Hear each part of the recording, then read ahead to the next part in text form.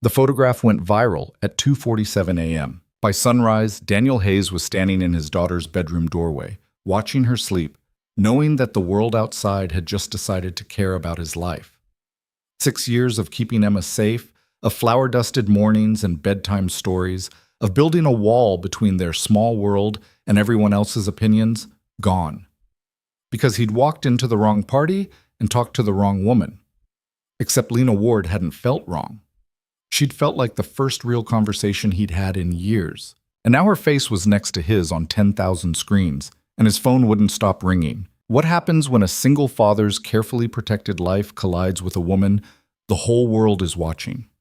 Stay with me until the end of this story, and drop a comment with your city so I can see how far this journey travels. The alarm went off at 4:15, same as every morning. Daniel's hand found the phone on the nightstand, silenced it, then stayed there a moment longer than necessary. The bedroom was dark except for the blue glow of the screen. He could see the outline of Emma's drawing taped to his wall, a crayon family of two, holding hands under a yellow sun that took up half the page. He sat up, feet finding cold floor, and the routine took over. Bathroom, jeans, the flannel shirt Emma had picked out last Sunday because it had tiny squares that match. He moved through the apartment without turning on lights. Muscle memory. The coffee maker burbled to life as he laced his boots. By 4:45, he was downstairs in the bakery, flipping switches. The ovens hummed awake, filling the space with the smell of yesterday's work and the promise of today's. Flour, yeast, butter, sugar. The same ingredients he'd been working with since his grandfather taught him how to fold dough when he was 8 years old. Daniel pulled the first batch of sourdough starter from the refrigerator. The consistency was perfect, bubbly, alive, sour-sweet. He could tell by the smell if it was ready. Some things didn't need overthinking. Talking to the yeast again? He didn't turn around. "You're early." Marcus came through from the front, already tying his apron. "Couldn't sleep. Figured I'd make myself useful." He grabbed the clipboard off the hook, scanning the day's orders. "We've got the Jensen wedding picking up at noon, 3 dozen assorted. The coffee shop wants their usual delivery by 8, and somebody ordered a custom cake shaped like a, I'm reading this right, a tax return form? Accountant's retirement party. Creative." Marcus set the clipboard down and started prepping the mixer. "You going to that thing tonight?" Daniel's hand stilled for just a second on the dough. "What thing?" "Don't play dumb.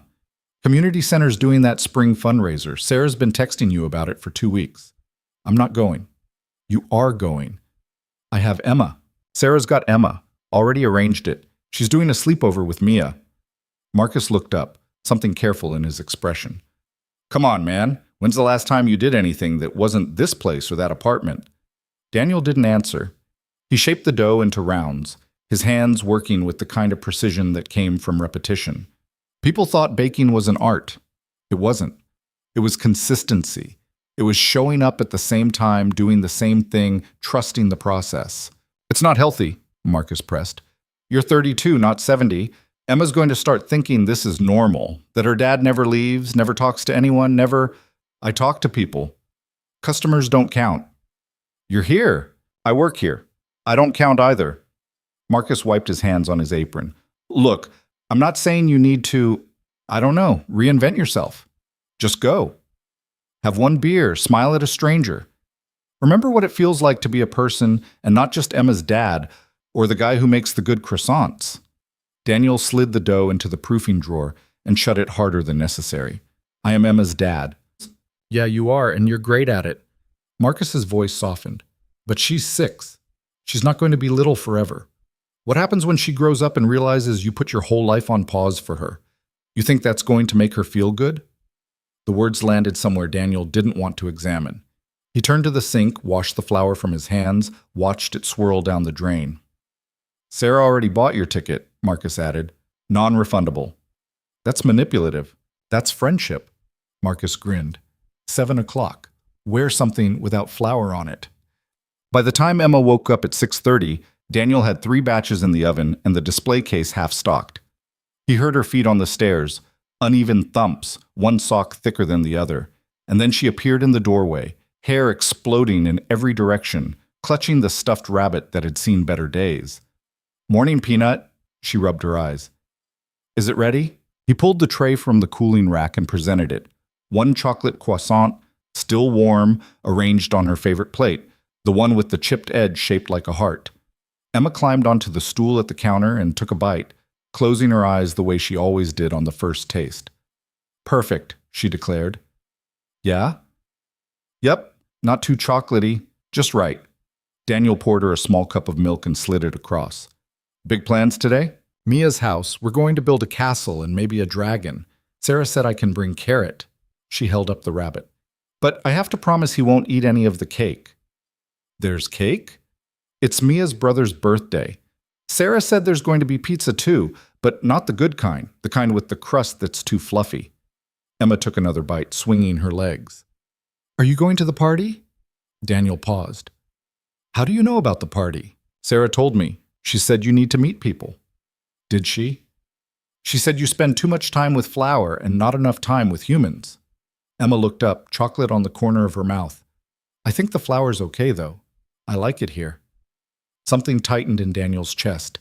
He reached over and wiped the chocolate away with his thumb. Yeah, me too.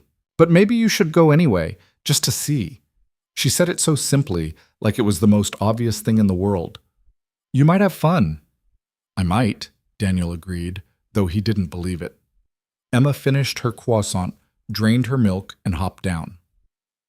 Okay, I'm going to get dressed. Can I wear the shirt with the butterflies? If it's clean. She ran upstairs, carrot bouncing against her side.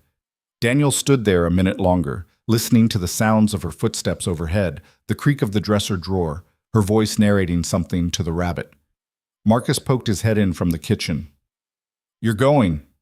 Yeah, Daniel said quietly. I'm going. Yeah. The community center smelled like coffee and old carpet. Daniel stood just inside the door, hands in his pockets, already regretting every decision that had led him here. The room was full of people he half recognized, neighbors, shop owners, parents from Emma's school. They clustered in groups, laughing too loud, holding small plates of cheese cubes and crackers. Sarah appeared beside him, a glass of wine in each hand. She offered him one. I don't drink wine. You do tonight. She pressed it into his hand. And you're going to smile and say hello to at least 3 people who aren't me or Marcus. Where's Marcus? He bailed, said he had a thing. He doesn't have a thing. I know, but I can only drag one of you out at a time. Sarah looped her arm through his and steered him toward the crowd. Come on, I see Janet from the bookstore. She's nice, non-threatening. Daniel let himself be pulled along, taking a sip of the wine to have something to do with his hands. It tasted like sour grapes and regret. They made it halfway across the room when Sarah's phone buzzed. She glanced at it and frowned. Hold on, Mia's having a meltdown about the dragon construction. I need to take this. She squeezed his arm. Don't leave. I mean it. Just stand here. Look approachable. She disappeared into the hallway, phone pressed to her ear, and Daniel was left alone in the middle of the room, holding a glass of wine he didn't want, surrounded by people he didn't know how to talk to. He lasted 45 seconds. Then he turned and walked toward the door marked restroom, which turned out to lead to a hallway, which led to a side exit. The cool night air hit him like permission. He stepped outside, let the door close behind him, and breathed. The alley was quiet. A dumpster. A few parked cars. A streetlight buzzing overhead. He leaned against the brick wall and pulled out his phone. No messages. Emma was fine. Everything was fine. He'd give it 10 more minutes, then tell Sarah he'd tried. That's when he heard the voices. 2 men, just around the corner, talking low and fast. Daniel didn't mean to eavesdrop, but the words carried. Can't keep doing this. She's going to find out. She won't. Not if you keep your mouth shut. I'm not comfortable. You don't have to be comfortable. You just have to do your job. A pause. Then footsteps, moving away. Daniel stayed where he was, something uneasy curling in his gut. It was none of his business. He didn't even know who they were talking about. He turned to go back inside and nearly collided with someone coming out. Sorry. No, They both stepped back at the same time. Daniel looked up. The woman in front of him was younger than him, mid-20s maybe, with dark hair pulled back in a way that looked effortless but probably wasn't. She wore a black dress that was too formal for a community fundraiser, and heels that put her almost at his height. But it was her expression that caught him, exhaustion, badly hidden under a layer of composure. She blinked, seemed to refocus. "This isn't the main event, is it?" "What?" She gestured vaguely behind her. "The fundraiser. I think I'm in the wrong place." Daniel glanced past her, back toward the door he'd just come through. Then he looked at the building next to them, taller, newer, with soft lighting spilling from the windows on the second floor. Music drifted down, the kind with string instruments and no words. "Oh," he said. "Yeah, you're in the wrong place." "Great." She pressed her fingers to her temple. "Perfect, of course. It happens. Not to me." She said it flatly, like a fact. Then she seemed to catch herself. "Sorry. Long day. Long week? Long year." She laughed, but it had no humor in it. "I don't suppose you know where I'm actually supposed to be?" Daniel pointed up. "I think it's that building, second floor." She followed his gaze, then sighed. "Right. The place I drove past twice because I didn't believe the address." She looked back at him, and for the first time, something like curiosity flickered across her face. "You're not going? To that?" "No, definitely not." "Why not?" "Because I'm not." He stopped. What was he supposed to say? "Because I'm a guy who bakes bread and raises a kid and has no business anywhere that requires a second floor? I'm just not." "Lucky you." She shifted her weight, and he heard the slight click of her heel on the pavement. "I'd give anything to skip it. So skip it." "Can't. I'm the reason half those people are there." She said it without arrogance, just weariness. "If I don't show up, it reflects badly." "On who?" "Me. My family. Take your pick." She looked at him more closely now, and he felt the weight of her attention, sharp, assessing, but not unkind. "You really have no idea who I am, do you?" Daniel shook his head slowly. "Should I?" For a moment, something shifted in her expression. Not relief exactly, but close. "No," she said quietly. "You shouldn't." They stood there in the alley, the noise from both buildings humming faintly around them. Daniel didn't know what to say next. He wasn't good at this, small talk, reading social cues, knowing when to leave and when to stay.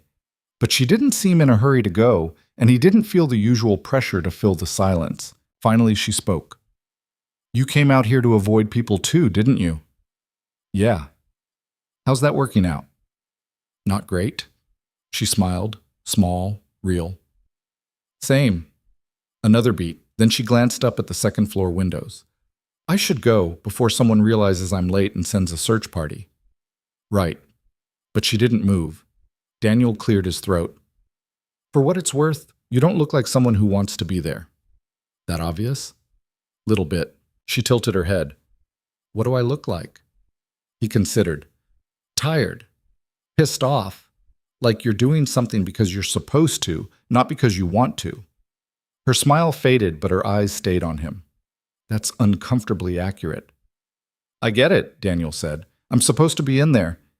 He gestured to the community center.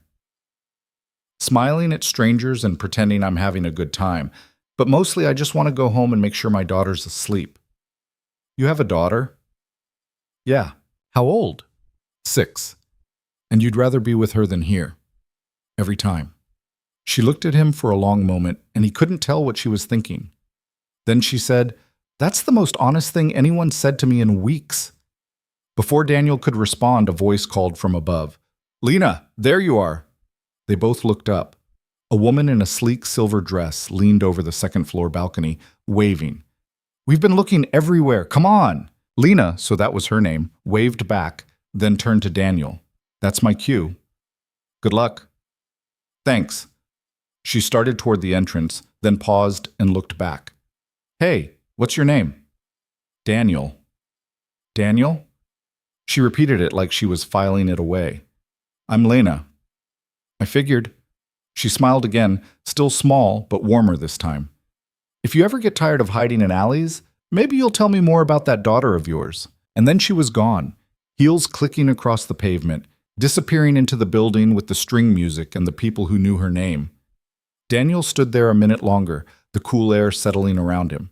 Then he pulled out his phone and texted Sarah. I tried. Heading home. Her response came immediately. Proud of you. Same time next year? He almost smiled. We'll see. Emma was asleep when he got home, sprawled sideways across Mia's guest bed with Carrot tucked under her chin. Sarah met him at the door, already in sweatpants and a t-shirt. She had 3 pieces of pizza and engineered a structural support system for the dragon using toothpicks and marshmallows. I have photos. Of course you do. She's a genius, Daniel. I hope you're prepared for that. He glanced past her to where Emma slept, one foot sticking out from under the blanket. I'm not prepared for any of it. None of us are. Sarah leaned against the doorframe. How was the thing? Fine. Weird. I left early. Did you talk to anyone? He thought of Lena standing in the alley, looking at him like he'd said something that mattered. Yeah, sort of. Sarah's eyes narrowed with interest. Sort of? It was nothing. Wrong place, wrong time. I don't even... He stopped. It doesn't matter. Okay. But she was smiling like she didn't believe him. You want to leave her here tonight? She's already out. If you don't mind. Never. Sarah touched his arm lightly. You did good. Going? I know it's not easy. Daniel nodded, not trusting himself to say more. He kissed Emma's forehead, she didn't stir, and drove the 15 minutes back to his apartment. The streets were quiet. The bakery was dark. He let himself in through the side door, climbed the stairs, and stood in the kitchen, looking at the drawing on the fridge. 2 people holding hands, a yellow sun. He didn't think about Lena Ward, except he did. Not in any significant way. Just the memory of her voice, the way she'd looked at him when he'd told the truth. It had been a long time since someone looked at him like that, like what he said mattered, like he wasn't just a function of his responsibilities. He shook it off, poured himself a glass of water, and went to bed.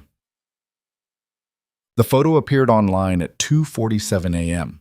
Daniel didn't know that because he was asleep, but by the time he woke up at 4:15, it had already been shared 6,000 times. The bakery routine started the same: coffee, boots, ovens. Marcus showed up at 5 o'clock with 2 lattes from the place down the street and a look on his face Daniel couldn't read. Morning, Daniel said, pulling the sourdough from the proofing drawer. Marcus set the lattes down. Didn't say anything. Daniel glanced over. What? You're going to want to see this. See what? Marcus pulled out his phone, tapped the screen a few times, then turned it around. The photo was grainy, taken from a distance, but clear enough. Daniel and Lena in the alley, standing close, her face tilted up toward his. The angle made it look intimate. The lighting made it look intentional. The caption read, Lena Ward spotted with mystery man at charity event. New romance or business deal? Daniel stared at it. What the hell is this? It's everywhere, man. Twitter, Instagram, some gossip site I've never heard of. Marcus scrolled down. People are trying to figure out who you are. Someone said you look like a contractor. Someone else thinks you're a lawyer. I'm a baker. Yeah, well, they don't know that yet. Marcus pocketed his phone. Who is she? I don't know. I mean, I met her for like 5 minutes. She was lost. We talked. That's it. That's it? That's it. Marcus studied him. She's Lena Ward. You said that already. No, I mean, she's Lena Ward. Her family owns half the commercial real estate downtown. She's been in the business section like 100 times. There was a whole thing last year when she took over some division at 24. He paused. You really didn't know? I really didn't know. Well, now you do, and apparently so does the entire internet. Daniel's phone buzzed on the counter. Then again, and again. He picked it up. Texts from Sarah. From a cousin he hadn't spoken to in 3 years. From someone whose number he didn't even recognize. He opened Sarah's first. Daniel. What the hell? Call me. The next message was a screenshot of the same photo. Then, is Emma okay? Do you need me to keep her today? His stomach dropped. He dialed Sarah's number. She picked up on the first ring. Is she awake? He asked. No, still asleep. But Daniel, what is this? It's nothing. I talked to someone at the event, that's all. I don't even know her. Well, she knows you now, or at least everyone thinks she does. Sarah's voice was tight with worry. People are going to start asking questions. What if someone connects Emma to this? That was the thought that had been sitting in his chest since Marcus showed him the photo, the one he hadn't wanted to name. I won't let that happen. How? He didn't have an answer. Sarah exhaled. Okay, listen, keep her here today. I'll tell her it's a bonus sleepover day. Give this time to blow over. Yeah, okay, thank you. Daniel, be careful. He ended the call and set the phone down. His hands were shaking. Marcus was watching him. What do you need? I need this to go away. I don't think it works like that. Daniel looked at the photo again. Lena, standing in the alley, looking up at him like he'd said something that mattered. He hadn't asked for this, hadn't wanted it, and now it was everywhere, pulling him into something he didn't understand and couldn't control. He thought about Emma, still asleep, unaware that the world had decided to care about her father. And he thought about what Marcus had said the night before, about not being healthy, about living a life outside the bakery and the apartment. This was why he didn't. This was exactly why. By mid-morning, the photo had 20,000 shares. Daniel tried to work through it, kneading dough, shaping loaves, focusing on the rhythm of the tasks. But every time his phone buzzed, his chest tightened a little more. Marcus fielded the customers, deflecting the few who asked with a polite smile and a change of subject. At 11 o'clock, the bell over the door chimed, and a woman in a blazer and expensive sunglasses walked in. She ordered a black coffee, paid in cash, and sat at the corner table near the window. Daniel didn't think much of it until Marcus leaned over and whispered, "That's a reporter." "How do you know?" "Because she's been staring at you for 10 minutes and taking notes." Daniel looked up. The woman met his eyes, smiled, and stood. She walked to the counter. "Daniel Hayes?" He didn't answer. "I'm with the Metro Journal. I was hoping I could ask you a few questions about your relationship with Lena Ward." "There is no relationship." "So the photo was a coincidence. We talked for 5 minutes, that's all." The woman tilted her head, her smile sharpening. 5 minutes is a long time in the right context. It was an alley, not a context. Still, people are curious. Lena Ward doesn't usually... "I don't care what Lena Ward usually does." Daniel's voice came out harder than he intended. "I have a daughter. I have a business. I'm not part of whatever story you're trying to write." The woman's smile didn't waver. "I understand, but the story's already written. I'm just trying to get your side of it. My side is that there's nothing to tell." She pulled out a business card, set it on the counter. "In case you change your mind." Then she left. Daniel stared at the card for a long moment before picking it up and throwing it in the trash. Marcus exhaled. "That was intense." "Yeah. This is going to keep happening, isn't it?" Daniel didn't answer, because he already knew the truth. It wasn't going to stop, not until someone made it stop. And the only person who could do that was Lena Ward. He found her number through Sarah, who found it through a friend who worked in event planning. It took 3 tries before she answered. "Hello? This is Daniel Hayes." A pause, then quieter. "I know. We need to talk." "I agree. My daughter's name is starting to come up in search results. People are showing up at my bakery. A reporter cornered me this morning." "I know," she said again, and this time there was something raw in her voice. "I'm sorry. I didn't expect this." "What did you expect?" "I don't know. I wasn't thinking. I was just..." She stopped. "Can we meet?" "Where?" "Somewhere private. I'll send you an address." The address turned out to be a coffee shop in a part of town Daniel rarely went to, the kind of place with exposed brick and single-origin beans and a price list that made him wince. Lena was already there when he arrived, sitting in a back corner booth, sunglasses on, a cup of something untouched in front of her.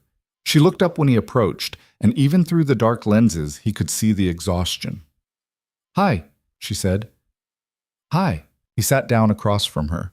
For a moment, neither of them spoke. Then Lena took off her sunglasses and rubbed her eyes. "I'm sorry. I should have said that first. I'm sorry this happened."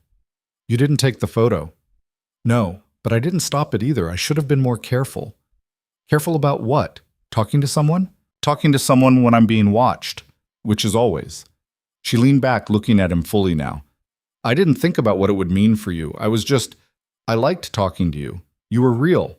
And I haven't had a real conversation in so long that I forgot what it costs. Daniel absorbed that. What does it cost? This. Attention, speculation, people deciding they know your story before you've even told it. She wrapped her hands around the cup. My family's in the public eye. I've been dealing with this my whole life. But you haven't, and I dragged you into it. I'm sorry. I'm not worried about me, Daniel said quietly. I'm worried about my daughter. Lena's expression shifted, something genuine breaking through the composure. How old? 6. And she knows about this? Not yet, but she will. Kids at school have parents. Parents have phones. He leaned forward. I built my whole life around keeping her safe, keeping things simple. And now her dad's face is on the internet next to someone she doesn't know, and I can't explain it to her because I don't understand it myself. Lena was quiet for a long moment. Then she said, What do you need from me? I need you to make it stop. I can't make it stop. Once it's out there, then make it clear. Tell people it was nothing, that we're not whatever they think we are. I can do that. She hesitated. But it might make it worse before it gets better. When you deny something, people assume you're hiding something bigger. I don't care what people assume. I care about my daughter. I know. Lena's voice was softer now. I'll handle it. I'll put out a statement today. I'll make it clear there's no story here. Thank you. She nodded, but she didn't look relieved. If anything, she looked more tired than before. Daniel stood to leave, then stopped. For what it's worth, I didn't mind talking to you either. Lena looked up, and for just a second, something like a smile crossed her face. Yeah? Yeah, but this... He gestured vaguely at the space between them. This isn't worth it. Not for either of us. No, she agreed quietly. It's not. He left her there, sitting alone in the corner booth, sunglasses back on, staring at a cup of coffee she wasn't going to drink. And as he walked back to his car, Daniel felt the weight of the last 24 hours settle over him. Heavy, immovable, familiar. This was why he didn't go to parties, why he didn't talk to strangers, why he kept his world small. Because the moment you let someone in, the moment you opened the door even a crack, everything got complicated. And complicated was the one thing he couldn't afford. The statement went live at 3 p.m. Daniel was elbow deep in brioche dough when Marcus shoved his phone in front of him. The screen showed Lena's official account, verified checkmark, 2 million followers, a profile photo that looked nothing like the exhausted woman he'd met that morning. The post was short, clinical, professional. Regarding recent speculation, I attended a charity event earlier this week and briefly spoke with several attendees, including the person photographed. There is no personal relationship. I ask that everyone respect the privacy of all individuals involved and refrain from further speculation. Thank you. Well, Marcus said, that should do it. Daniel wiped his hands on his apron and took the phone, reading it again. The words were right. Polite, clear, definitive. But something about the tone felt wrong, like she was apologizing for being human. You okay? Marcus asked. Yeah. You don't look okay. Daniel handed the phone back. I just want this to be over. By evening, the post had been shared 40,000 times. The comments section was a war zone. Half the people believed her. The other half thought it was a cover-up. Someone started a thread analyzing the body language in the original photo. Someone else posted a grainy screenshot claiming to have identified the bakery. Daniel turned off his phone at 7 p.m. and went to pick up Emma. She was sitting on Sarah's couch, still in her butterfly shirt from yesterday, watching cartoons with Mia. When she saw him, she jumped up and ran over, wrapping her arms around his waist. Dad, you're here! Hey, Peanut. He kissed the top of her head. You have a good sleepover? The best. We made the dragon, and then we made a whole castle, and Mia's mom let us have ice cream, even though it wasn't dessert time yet. Sounds like you had fun. I did, but I missed you. She looked up at him, her face serious. Are you okay? The question caught him off guard. Why wouldn't I be? Sarah said you had a busy day. Daniel glanced over at Sarah, who was standing in the kitchen doorway, arms crossed. She gave him a look that said, I didn't tell her anything, but she's not stupid. I did have a busy day, Daniel said carefully. But I'm okay. Promise. Emma studied him, then nodded. Okay. Can we go home now? I want to show you the picture I drew. Of course. They said their goodbyes, Emma clutching a rolled-up piece of construction paper covered in marker scribbles. In the car, she chattered about the castle, the dragon, the ice cream. Daniel listened, letting her voice fill the space, grateful for the distraction. But when they got home and Emma ran upstairs to put on her pajamas, he stood in the kitchen and felt the weight settle back over him. He pulled out his phone, turned it back on. 37 messages. He didn't read any of them. Instead, he opened the browser and typed Lena's name into the search bar. The results were overwhelming. Articles, interviews, photos. Lena at galas, at board meetings, at ribbon-cutting ceremonies. Lena in tailored suits and evening gowns and that same expression, composed, untouchable, always slightly tired. There was a profile from 2 years ago in a business magazine. He skimmed it. Lena Ward doesn't have time for distractions. At 23, she became the youngest executive vice president in her family's company, overseeing a portfolio worth over $600 million. People expect me to fail, she says. I don't give them the satisfaction. Daniel scrolled further. Another article, more recent. Ward Enterprises announced today that Lena Ward will be spearheading the firm's expansion into sustainable development. Critics question whether the move is genuine or performative. Ward's response? Watch me. He closed the browser and set the phone down. This was who he'd talked to in an alley. Someone who didn't just exist in the world he avoided. She lived at the center of it. And for 5 minutes, she'd looked at him like none of it mattered. Emma appeared in the doorway, wearing mismatched pajamas and holding carrot. Can you read me a story? Yeah. Daniel pushed away from the counter. Go pick one. She ran to her room and he followed, leaving the phone behind. The next morning, the photo was still circulating, but the intensity had shifted. Lena's statement had done what it was supposed to, not killed the story, but redirected it. Now the narrative was about her, about whether she was protecting someone, or hiding something, or simply tired of the attention. Daniel's name hadn't surfaced yet, and for that, he was grateful. But it didn't feel like relief. It felt like waiting. He was pulling a tray of scones from the oven when the bell over the door chimed. A man in a gray suit walked in, looked around, then approached the counter. Daniel Hayes? Daniel set the tray down. Who's asking? The man pulled out a business card, slid it across. Philip Grayson, Senior Counsel, Ward Enterprises. You've got to be kidding me, Daniel muttered. I understand this is unexpected, Grayson said, his tone smooth and practiced. But Ms. Ward wanted me to reach out personally. She's concerned about the ongoing attention and wants to ensure you're protected. Protected from what? Further intrusion, legal exposure. There are people who will try to profit from this situation. Tabloids, opportunists. Ms. Ward would like to offer you representation, should you need it. Daniel stared at him. I don't need a lawyer. Not yet. But if this escalates, it won't. You can't know that. I can know that I'm not interested in whatever this is. Daniel pushed the card back across the counter. Tell Ms. Ward thank you, but I'm fine. Grayson didn't take the card. She also wanted me to convey her apologies again. She feels responsible for the position you've been put in. She already apologized. And yet the situation persists. Daniel's jaw tightened. What do you want me to say? That I forgive her? Fine, I forgive her. But I don't want her lawyers and I don't want her guilt. I just want to be left alone. Grayson studied him for a moment, then nodded slowly. I'll relay that. He picked up the card, tucked it back into his pocket. But if you change your mind, you know how to reach us. He left without ordering anything. Marcus came out from the back, flour dusting his shirt. What was that about? Damage control. Whose? Hers. Marcus frowned. You think she's worried about you, or worried about how this looks for her? Daniel didn't answer, because he didn't know. 3 days passed. The photo faded from the top of the gossip feeds, replaced by someone else's scandal. The text slowed. The bakery returned to normal.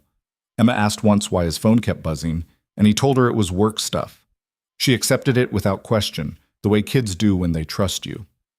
Daniel thought it was over. Then, on Thursday morning, a black car pulled up outside the bakery. Lena stepped out. She wasn't wearing sunglasses this time. Her hair was pulled back, her clothes simple.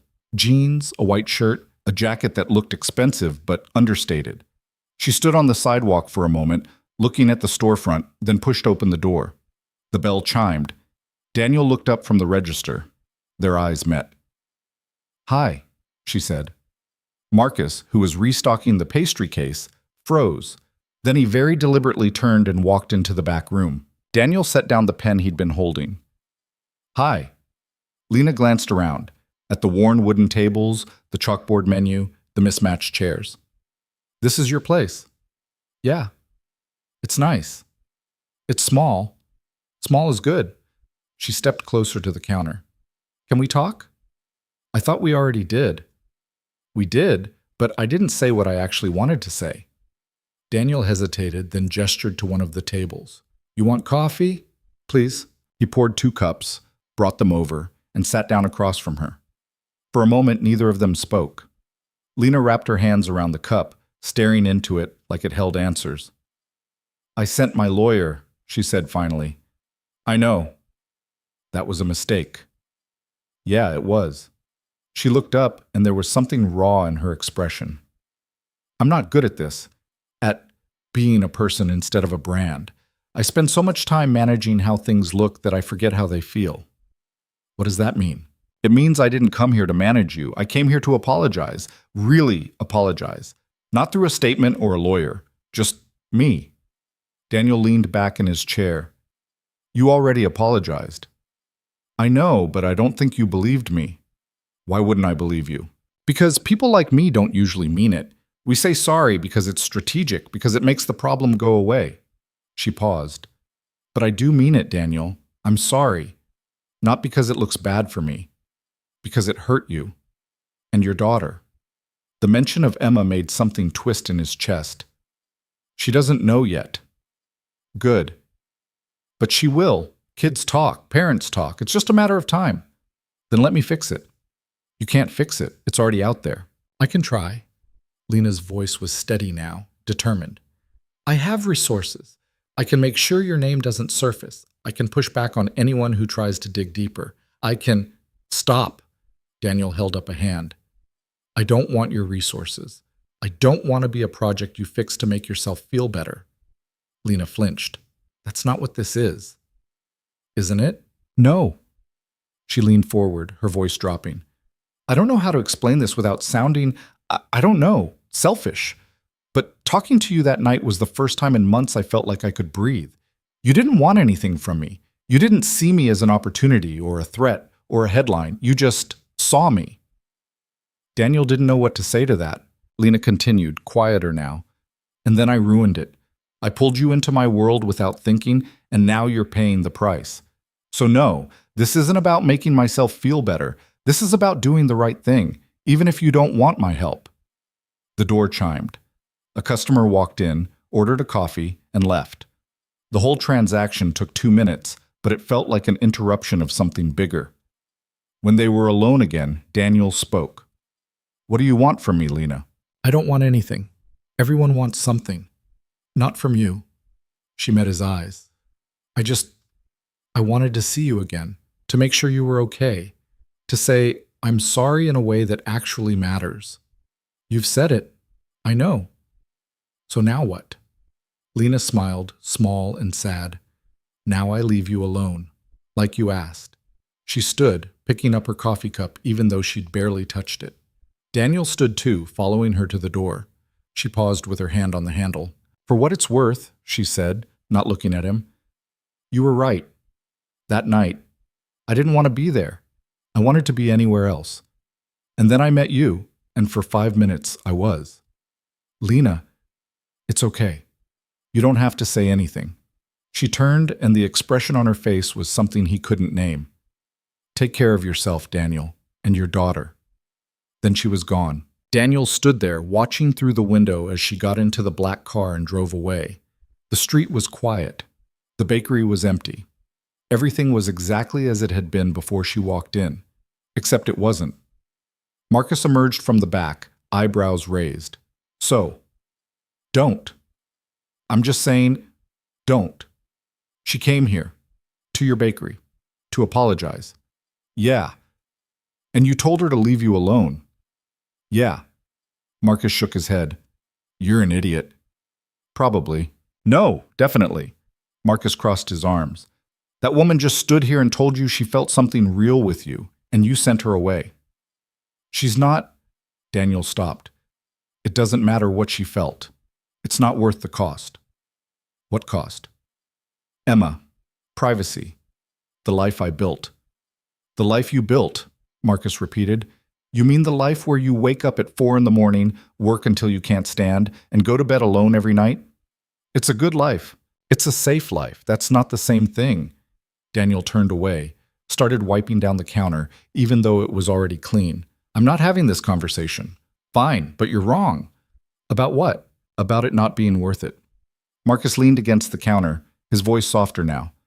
I get it, man. You've been through hell. You built something good for Emma, and you're scared to risk it. But that woman didn't come here because she felt guilty. She came here because she wanted to, and you wanted her to. I saw your face. Marcus, I'm not saying you have to do anything. I'm just saying don't lie to yourself about what this is, or what it could be. Daniel didn't respond, because Marcus was right, and that was the problem. He'd felt something, too.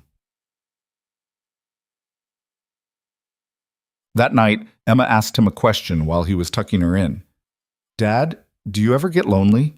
He paused, one hand on the edge of her blanket. Why do you ask? I don't know. You're always with me or at the bakery, but you don't have, like, a grown-up friend, like Sarah has Mike. I have Marcus. Marcus works for you. That's different. Daniel sat down on the edge of her bed. Where's this coming from, Peanut? Emma shrugged, fiddling with Carrot's ear. Mia's mom said you're a good dad, but you work too hard, and I thought maybe you're lonely. I'm not lonely. I have you. But I'm a kid. Kids aren't the same as grown-ups. You're smarter than most grown-ups I know. She smiled, but it faded quickly. I just want you to be happy. The words hit him harder than they should have. He reached over and tucked a strand of hair behind her ear. I'm happy, Emma. I promise. Okay, she yawned, pulling Carrot closer. But if you ever want a grown-up friend, that's okay too. I wouldn't be mad. Daniel kissed her forehead. Good to know. He turned off the light and stood in the doorway, watching her settle into sleep. And he thought about Lena, standing in his bakery, saying she'd wanted to see him again. He thought about the look on her face when she left, the weight of her apology, the truth in her voice. He thought about what it had cost her to come here, and what it might cost him to let her stay. 2 days later, the news broke. Ward Enterprises was under investigation. Fraud allegations. A whistleblower had come forward claiming the company had misrepresented financial data on a major development project. The details were vague, but the fallout was immediate. Stock prices dropped, reporters swarmed, and Lena's name was everywhere again, not as the woman in a photograph, but as a potential accomplice. Daniel saw it on the news while making breakfast. He stood there, spatula in hand, watching her face flash across the screen. She looked different in this footage, older, harder, nothing like the exhausted woman who'd sat across from him 3 days ago. Emma was still asleep. Marcus wouldn't be in for another hour. Daniel turned off the TV, pulled out his phone, and stared at it for a long moment. Then he opened a new message. Are you okay? He didn't expect a response. But 10 minutes later, his phone buzzed. Not really, but thank you for asking. He stared at the words, then typed back. Do you need anything? The reply took longer this time. Honestly, I don't know. Everything's a mess. I can't tell who's lying and who's telling the truth anymore. My own family won't look me in the eye. Daniel read it twice. Then he called her. She picked up on the first ring. Daniel? Where are you? Why? Because you sound like you're about to fall apart, and you shouldn't be alone when that happens. A long silence, then quietly, I'm at my apartment, but you don't have to... Send me the address. Daniel, send it. She did. 20 minutes later, Daniel was standing outside a building he'd only ever seen from a distance, glass and steel, 30 floors, the kind of place where people paid more in rent than he made in 6 months. The doorman looked at him like he'd wandered in from another planet. I'm here to see Lena Ward. The doorman picked up a phone, spoke quietly, then nodded. 28th floor. The elevator was mirrored, showing Daniel his reflection from every angle. Flour on his jeans, worn boots, the flannel shirt Emma liked. He looked exactly like what he was, a guy who didn't belong here. The elevator doors opened. Lena was standing in the hallway, arms crossed, eyes red. "You came," she said. "Yeah." "Why?" "Because you needed someone too." She stared at him for a moment, then stepped aside. "Come in." The apartment was massive. Floor-to-ceiling windows, minimalist furniture, everything white and gray and untouched. It looked like a showroom, like no one actually lived there. Lena closed the door behind him and leaned against it. "I'm sorry, I didn't mean to drag you into this again." "You didn't drag me. I came." "Why?" Daniel looked at her, really looked at her. The exhaustion was deeper now, carved into the lines around her eyes, the tension in her shoulders. She looked like someone who'd been holding the world up for too long and had finally realized it was going to crush her. "Because when I asked if you were okay," he said quietly, "I actually wanted to know the answer." Something broke in her expression. She pressed a hand to her mouth, her eyes closing, and for a second he thought she was going to cry. But she didn't. She just stood there, breathing, trying to hold herself together. "I didn't do it," she said finally. "Whatever they're saying I didn't know." "I believe you." She opened her eyes. "Why?" "Because you wouldn't be this scared if you were guilty." Lena laughed, sharp, bitter. "You don't know me well enough to say that. Maybe not, but I know what guilt looks like. And this isn't it." She moved away from the door, walking to the windows. The city stretched out below them, endless and indifferent. "They're going to destroy me," she said, "even if I'm innocent. The investigation alone will take months. By the time it's over, my reputation will be—" She stopped. "I spent my whole life building this, proving I belonged, and now it's gone." Daniel walked over, stopping a few feet behind her. "It's not gone." "You don't understand. In my world, perception is everything. It doesn't matter what's true. It matters what people believe." "Then change what they believe." "How?" "Tell the truth. Fight back. Don't let them write your story." She turned to face him. "You make it sound simple." "It's not simple, but it's the only thing that works." Lena studied him, and for the first time since he'd arrived, something like hope flickered across her face. "You really believe that?" "I do." She took a breath, then another. "Okay. Okay? Okay, I'll fight." She smiled, small and fragile. "I don't know if I'll win, but I'll fight." Daniel nodded. "Good." They stood there in the silence of the apartment, the city humming below them. And for the first time since the photo had surfaced, since the world had decided to care, Daniel didn't feel the weight of it pressing down. He felt something else, something that scared him more than any headline ever could. He stayed for an hour. They didn't talk about the investigation, or the headlines, or what would happen next. Instead, Lena made tea, badly, spilling water on the counter and burning her hand on the kettle. And they sat at her kitchen island while she told him about the apartment she never spent time in, the furniture she'd hired someone else to pick out, the view she barely looked at anymore. "I bought this place 3 years ago," she said, staring into her mug. "I thought it would feel like success, like I'd made it. But mostly it just feels empty." "You could move," Daniel said. "Where would I go?" "Somewhere that feels like home." She laughed softly. "I don't think I know what that means." Daniel thought about his apartment above the bakery, cramped, cluttered, filled with Emma's drawings, and mismatched furniture, and the smell of bread rising. It wasn't much, but it was theirs. "It means," he said carefully, "a place where you don't have to perform, where you can just be." Lena looked at him, something vulnerable crossing her face. "I don't remember the last time I felt like that." "Then maybe you're living in the wrong place, or the wrong life." The words hung between them. Daniel wanted to say something reassuring, something that would make it better, but he didn't know how. So he just sat there, drinking tea that tasted like burnt leaves, letting the silence stretch. Finally, Lena set down her mug. "Thank you for coming. I I know I keep pulling you into things you didn't sign up for. You didn't pull me. I chose to come. Why? It was the second time she'd asked. And this time, Daniel didn't have an easy answer. Because the truth was complicated. Because he'd spent 6 years building walls. And somewhere in the last week, she'd slipped through one without him noticing. Because, he said slowly, you looked like you needed someone who wasn't trying to get something from you. Lena's eyes filled just for a second before she blinked it away. I did. I do. Then I'm here. She nodded, not trusting herself to speak. Daniel stood. I should go. Emma's going to wake up soon and I need to be there. Of course. Lena walked him to the door, her movement stiff, like she was holding herself together by force. Daniel, he turned.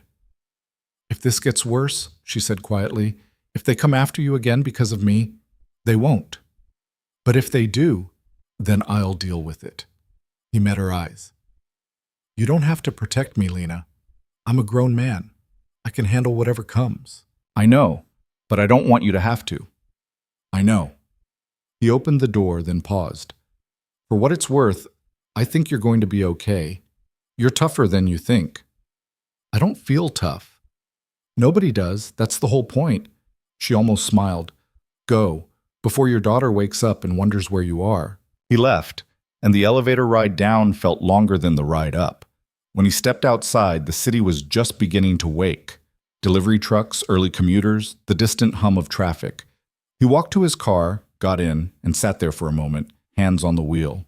Then he drove home. Emma was awake when he got back, sitting at the kitchen table in her pajamas, eating dry cereal straight from the box. Where were you? She asked, not looking up. I had to help a friend. What friend? Someone I met recently. Emma considered this, chewing thoughtfully. Is it the lady from the picture? Daniel's stomach dropped. What picture? The one Mia's mom was talking about.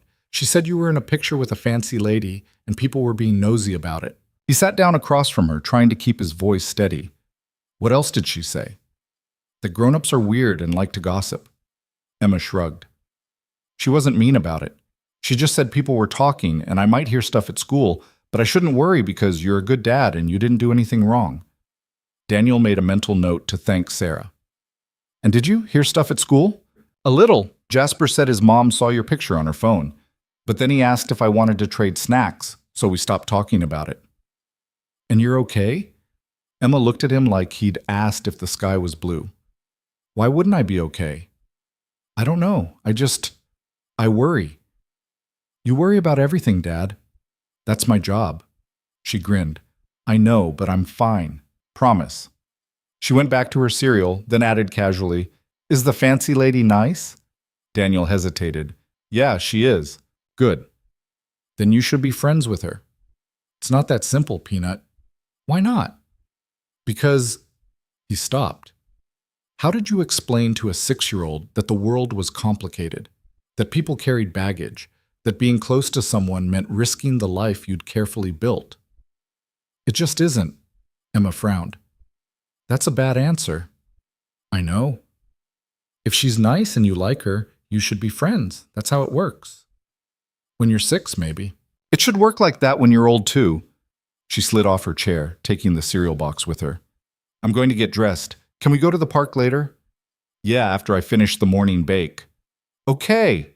She ran upstairs, leaving Daniel alone in the kitchen. He pulled out his phone, stared at the screen. No new messages.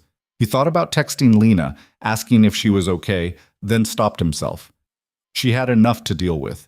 She didn't need him checking in every few hours like she was fragile.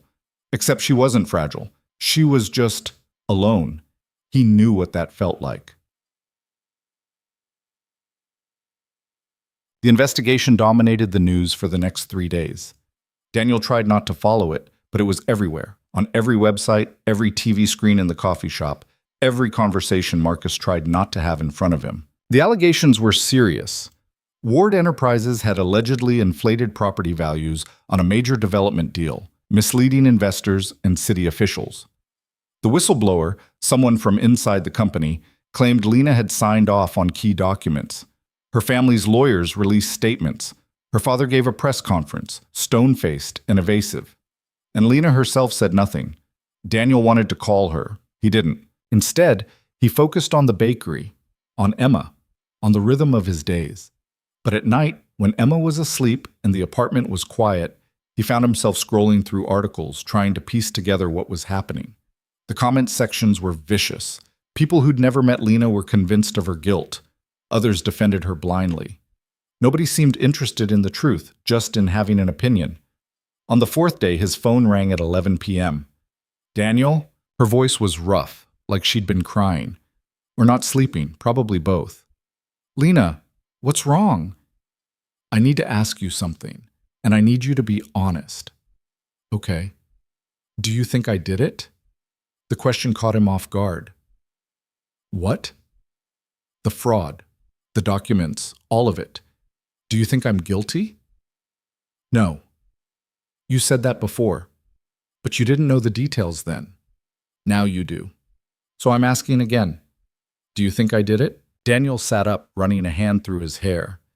Lena, I don't know anything about finance or real estate or whatever the hell they're accusing you of, but I know you, and the person I know wouldn't do this. You barely know me. I know enough. She was quiet for a long moment, then softer. They found my signature on the documents, my handwriting, my approval. Did you sign them? I don't remember. I sign hundreds of things a month, but my lawyer says it doesn't matter. If my name's on it, I'm responsible. Then fight it. I am fighting it, but I'm losing. Her voice cracked. They're going to make me the scapegoat, Daniel. My own family. They're setting me up to take the fall so they can walk away clean. You're sure? I heard them on a conference call this afternoon. They didn't know I was listening. They were talking about damage control, about distancing the company from me, about how to spin this so I look like the rogue executive who went too far. She laughed, bitter. I've spent my whole life trying to prove I belong in that company. And the second things go wrong, they throw me to the wolves. Daniel didn't know what to say. The betrayal in her voice was so raw it hurt to hear. I'm sorry, he said finally. That's unforgivable. Yeah, it is. She took a shaky breath. I don't know why I called. I needed to hear someone who doesn't think I'm a criminal, or a liability, or a problem to be managed. You're not any of those things. You don't know that. I do. How? Because you called me.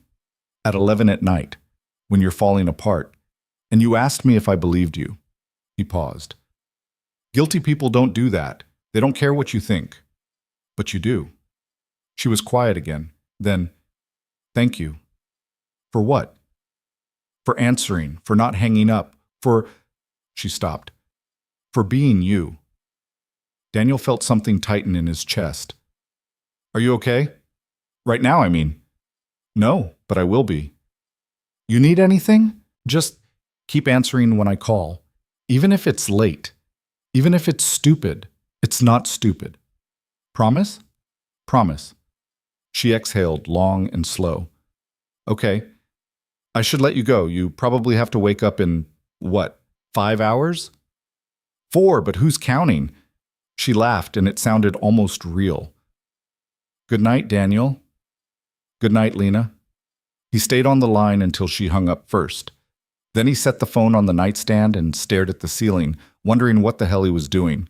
The story broke 2 days later. Daniel was in the middle of the lunch rush when Marcus shoved his phone in his face. The headline was blunt. Ward insider claims Lena Ward innocent. Documents forged. Read it, Marcus said. Daniel scanned the article. A former executive, someone who'd left the company 6 months ago, had come forward with evidence that the signatures on the key documents were fakes. Digital alterations made to look like Lena's handwriting. The executive claimed she'd discovered the fraud weeks ago and reported it to senior leadership, only to be forced out and silenced with an NDA. She broke the NDA, Daniel said. Yeah, and now she's facing lawsuits. But she said she didn't care, that the truth mattered more. Marcus took the phone back. This changes everything, man. If this holds up, Lena's off the hook. If it holds up, you don't sound happy. I am, but her family's going to fight this. They're not going to just admit they set her up. So she fights back. With what? They have lawyers, money, power. What does she have? Marcus gave him a look.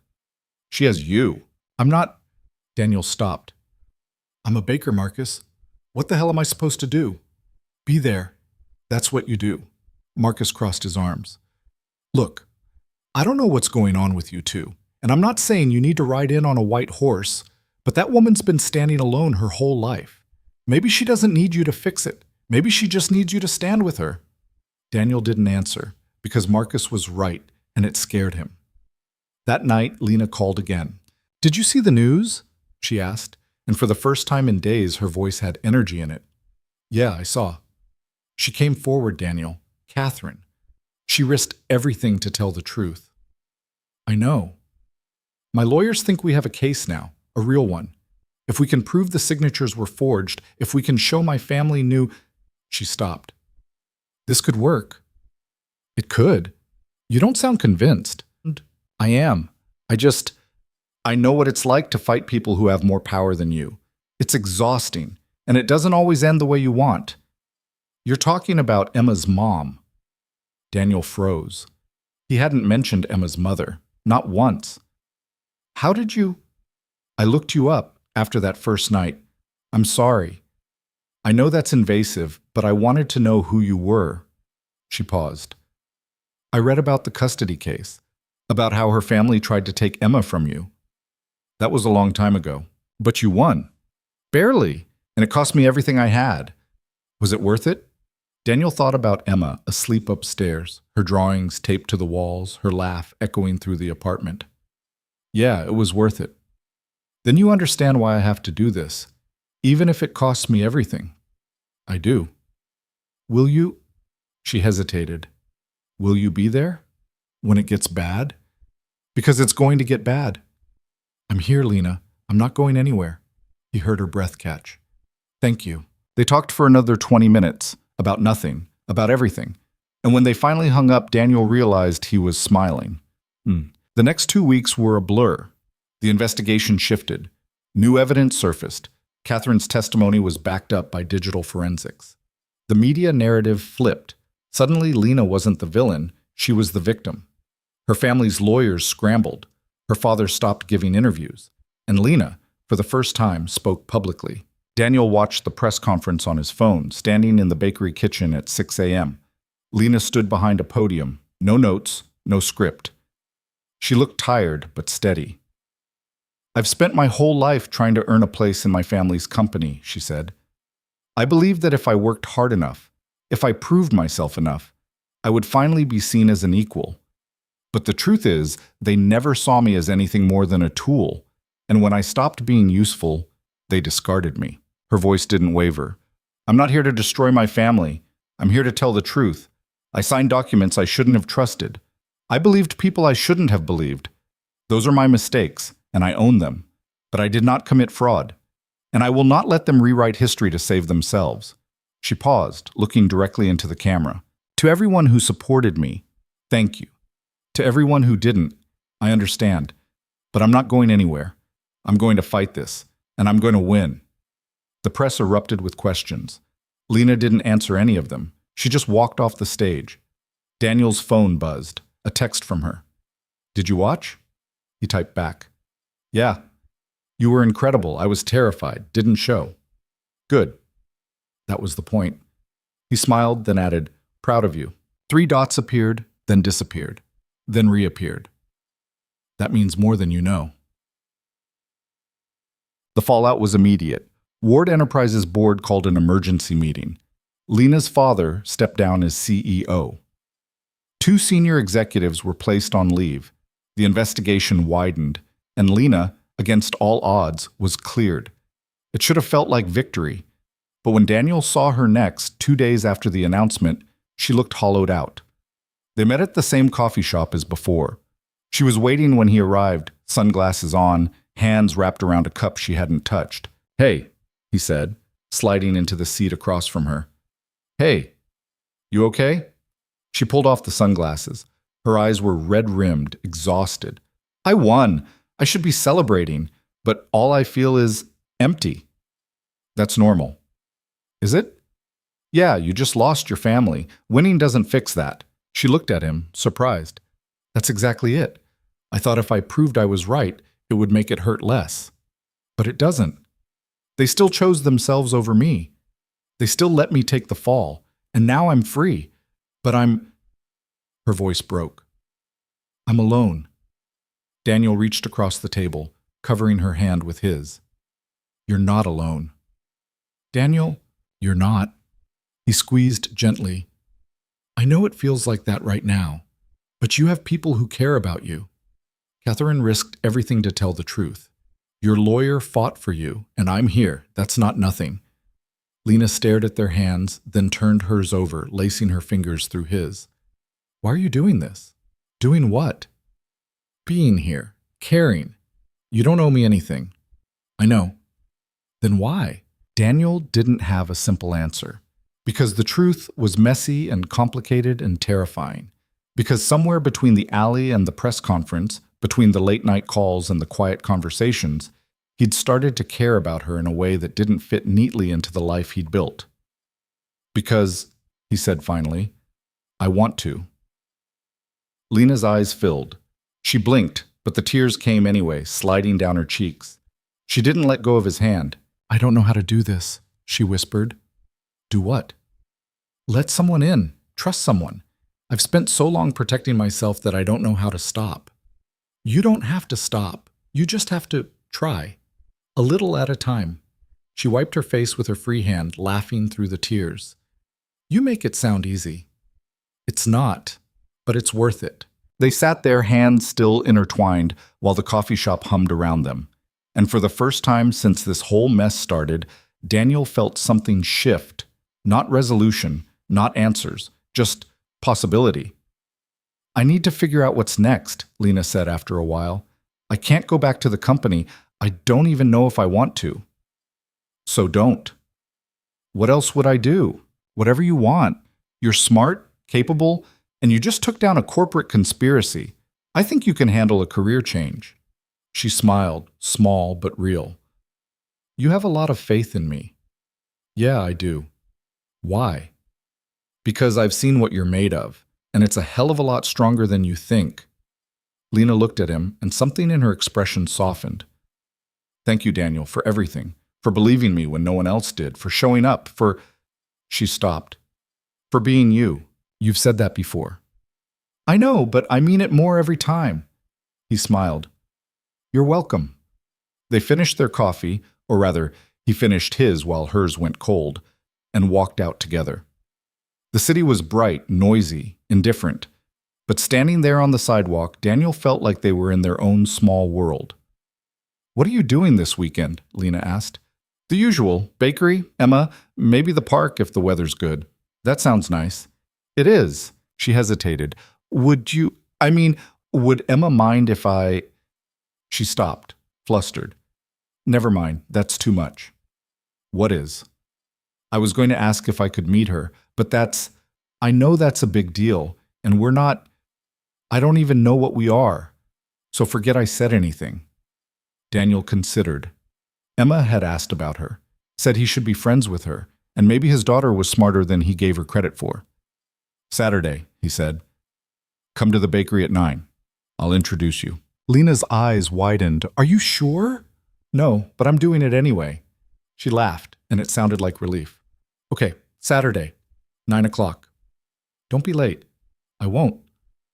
She left, and Daniel stood there watching her go, wondering if he'd just made the best decision of his life or the worst. Probably both. Emma woke up on Saturday morning with more energy than usual, bouncing on Daniel's bed at 6:30 a.m., even though she knew weekends meant sleeping in. Dad, wake up! He groaned, pulling the pillow over his head. It's Saturday, Peanut. I know, but you said someone's coming to the bakery today. He told her Thursday night casually over dinner. Someone he knew was stopping by. A friend. Emma had asked exactly 3 questions. Is she nice? Does she like chocolate? Can Carrot meet her? And then moved on to describing the elaborate castle she and Mia were building out of cardboard boxes. But apparently she'd been thinking about it. Daniel sat up, squinting at her. She's not coming until 9. That's 2.5 hours away. I know, but I need to pick an outfit. And we should make sure the bakery looks nice. And maybe we should have extra chocolate croissants, just in case. Just in case what? Just in case she's hungry. Emma said it like it was obvious. First impressions are important, Dad. Sarah told me. Daniel rubbed his face. Of course she did. So can we go downstairs and make it pretty? Emma, it's a bakery. It's already pretty. But we could make it prettier. He looked at her, hair sticking up in 3 different directions, still in her dinosaur pajamas, eyes bright with the kind of hope only kids could muster at dawn. And he couldn't say no. Fine, but you're getting dressed first and eating breakfast. Deal! She ran out of the room, and he heard her feet pounding up the stairs to her bedroom. Daniel sat there for a moment, staring at the ceiling, wondering what he'd set in motion. Then he got up and went to make coffee. By 8:45, the bakery was spotless. Emma had insisted on rearranging the display case, putting the chocolate croissants front and center, and wiping down every table, even the ones that were already clean. She'd changed outfits 3 times, finally settling on her butterfly shirt and the jeans with the patch on the knee that she'd decorated herself with fabric markers. Do I look okay? She asked, spinning in a circle. You look perfect. Not too fancy? Since when do you care about fancy? I don't know. I just want her to like me. Daniel knelt down, meeting her eyes. Peanut, she's going to like you. Trust me. How do you know? Because everyone likes you. You're smart and funny and kind. What's not to like? Emma considered this. That's true. I am pretty great. He laughed. There's the confidence. The bell over the door chimed. They both turned. Lena stood in the doorway, and Daniel's first thought was that she looked different.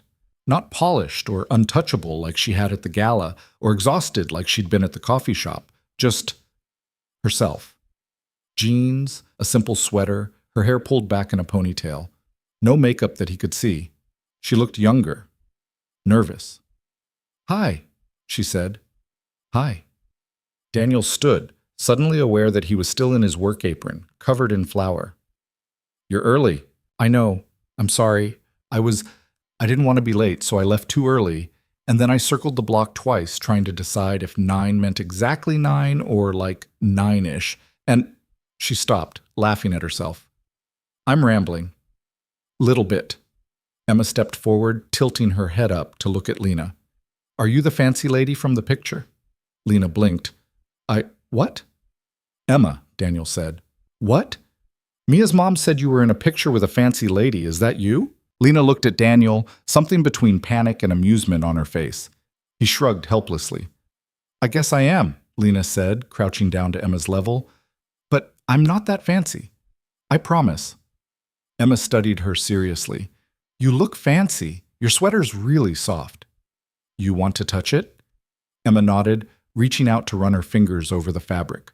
Wow, that's nice. Did it cost a lot of money? Emma, Daniel said again. It's okay. Lena smiled. Yeah, it did. But I bought it on sale, so that makes it better, right? I guess. Emma stepped back. I'm Emma. I'm 6. My dad says you're his friend. I am, or I'm trying to be. Cool. Do you like chocolate croissants? I've never had one. Emma's eyes widened in horror. Never? Never. Dad, she's never had a chocolate croissant. We need to fix that immediately. Daniel couldn't help but smile. Yeah, we do. Emma grabbed Lena's hand, unselfconscious, the way kids do, and pulled her toward the display case. Okay, so the trick is you have to eat it while it's still warm. Not hot, because then the chocolate burns your tongue. But warm. That's when it's perfect. Lena let herself be led, glancing back at Daniel with an expression he couldn't quite read. He followed them, watching as Emma explained the difference between the plain croissants and the chocolate ones, why the almond ones were good, but not as good, and how you could tell if something was fresh just by looking at it. You know a lot about this, Lena said. I live here. Well, upstairs, but I'm here every day. Dad taught me everything. Emma looked up at Daniel with so much pride it made his chest ache. He's the best baker in the city. I don't know about that, Daniel said. It's true. Everyone says so. Right, Marcus? Marcus had been conspicuously absent, hiding in the back kitchen. Now he poked his head out, grinning. Right, best in the city. And see? Emma turned back to Lena. So you're lucky. You get to try the best chocolate croissant ever. Lena looked at Daniel. No pressure. None at all. He plated one of the croissants, still warm from the morning batch, and set it on the counter. Emma watched with the intensity of a food critic as Lena took her first bite. Lena closed her eyes, chewed slowly, then opened her eyes and looked at Emma. Oh my, she stopped herself. That's incredible. Emma beamed. I know, right? I've had croissants at... Lena paused, seeming to reconsider. I've had a lot of croissants, and this is the best one I've ever had. Told you. Emma turned to Daniel. Can I go draw? I want to make her a picture. Sure, Peanut. You know where the paper is. Emma ran to the corner table where Daniel kept a basket of crayons and scrap paper for kids who came in with their parents. She settled in, immediately absorbed in whatever she was creating. Lena watched her, something soft in her expression. Then she looked at Daniel. She's wonderful. Yeah, she is. And she has no idea, does she, how great she is. She has some idea. She told me this morning she's pretty great. Lena laughed. Smart kid. Too smart, sometimes. They stood there, watching Emma draw, the bakery quiet around them. It was still early, not quite opening time. The morning light came through the windows at an angle, making everything warm and golden. Thank you for letting me come, Lena said quietly. Thank you for showing up. I was terrified. Why? Because this matters, meeting her, being here, and I didn't want to mess it up. Daniel looked at her. You didn't. You sure? She asked you about your sweater and dragged you to the croissants. That's basically her seal of approval. Lena smiled, but it faded quickly. Can I ask you something? Yeah. Why did you invite me? Really? Daniel took a breath. Because Emma asked about you. And because she told me I should be friends with you if you're nice. And because... He stopped. Because what? Because I wanted you to see this. My life. What it actually looks like before... He gestured vaguely. Before anything else happens. Before what happens? He didn't know how to answer that. Because he didn't know what this was, or where it was going, or if he even wanted it to go anywhere. All he knew was that Lena standing in his bakery felt right in a way that nothing else had in a long time. I don't know, he said finally, but I wanted you to meet her, to see what matters to me, so you'd understand why I have to be careful. Lena nodded slowly. I get it. She comes first. Always. Good. She meant it. She should. Emma looked up from her drawing. Lena, do you like butterflies or flowers better? Butterflies, I think. Good. Because I'm drawing you a butterfly. She went back to her paper, tongue sticking out in concentration. Lena glanced at Daniel. She's drawing me a butterfly. Apparently. I don't think anyone's ever drawn me anything before. Well, get ready. She draws a lot. They moved to one of the tables, sitting across from each other. Daniel brought over coffee, hers black, his with too much cream, and they talked in low voices while Emma worked. How are you doing? He asked. With everything. Okay, I think. My lawyer says the investigation's wrapping up. The DA's office is going after the executives who actually committed the fraud. I'm officially clear. That's good. Yeah, but it's weird. I thought I'd feel relieved, vindicated, but mostly I just feel tired. That's normal. You keep saying that. Because it is. Daniel wrapped his hands around his mug. You went through something massive. It's going to take time to process. I don't have time. I need to figure out what I'm doing next. I can't just sit around. Why not? She looked at him like he'd suggested something radical. Because I don't do that. I work. I build things. I move forward.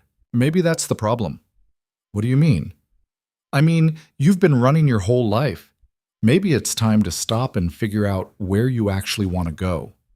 Lena was quiet for a moment. Then she said, I don't know how to do that. So learn. How? Daniel shrugged. Start small.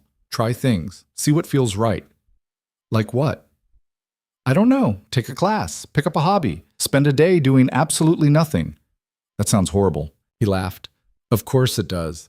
But that's because you've never let yourself try. Lena stared into her coffee. I think I'm scared. Of what? Of stopping. Because if I stop moving, I might realize I don't know who I am without the company, without the title, without... She gestured at herself. All of this.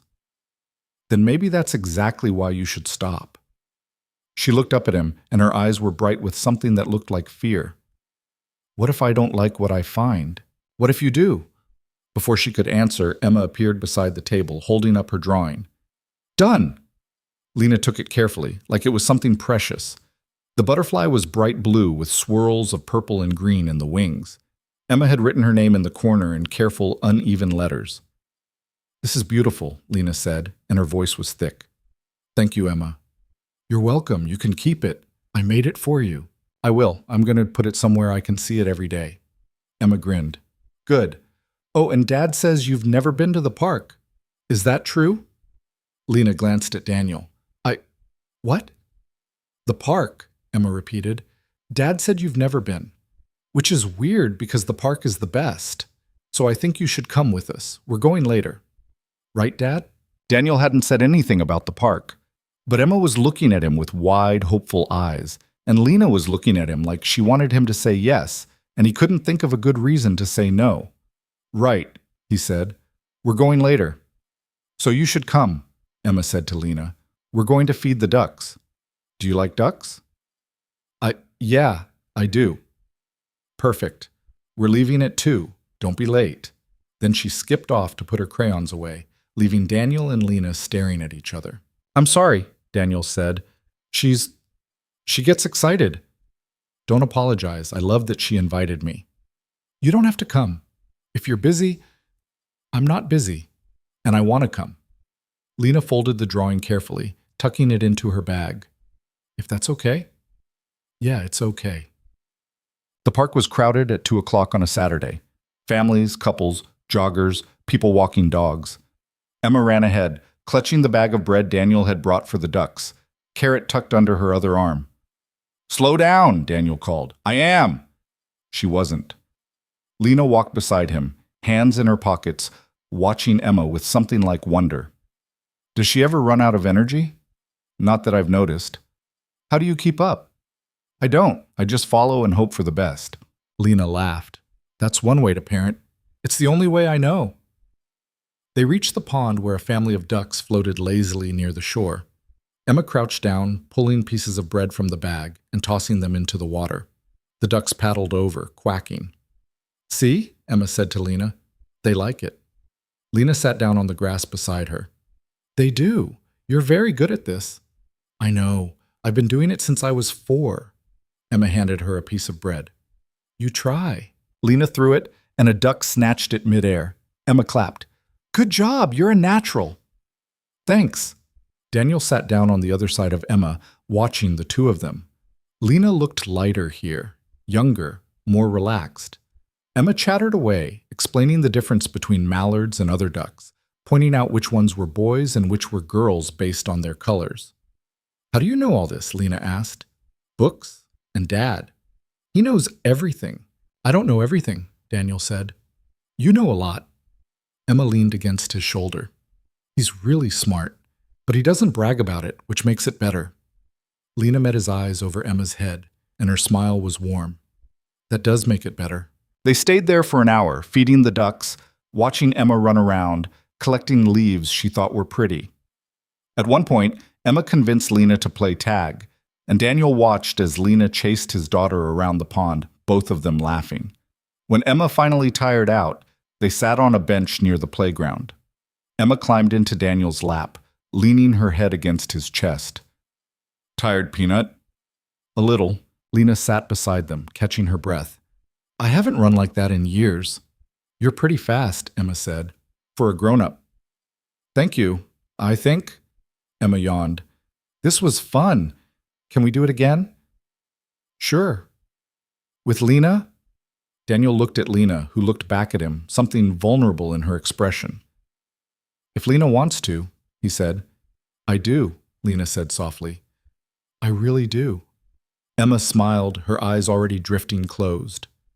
Good, because I like her. Within minutes, she was asleep. Daniel shifted carefully, making sure she was comfortable. Lena watched, something unreadable on her face. "What?" he asked. "Nothing. It's just, you're really good at this." "At what?" "Being a dad. Being there for her. Making her feel safe." She paused. "My parents were never like that. They were busy, important. I mostly raised myself." "I'm sorry." "Don't be. It made me independent." "It also made you lonely." Lena looked away. "Yeah, it did." They sat in silence for a while, watching the park move around them. Emma's breath was soft and even against Daniel's chest. Finally, Lena said, "Can I tell you something?" "Of course." "I don't know what I'm doing with any of this. With you, with Emma, with my life. I feel like I'm walking around in the dark, just hoping I don't run into a wall." "That's pretty much what everyone's doing. You're not.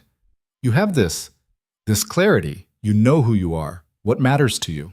"That didn't come easy. I had to lose a lot to figure it out." "Emma's mom." He nodded.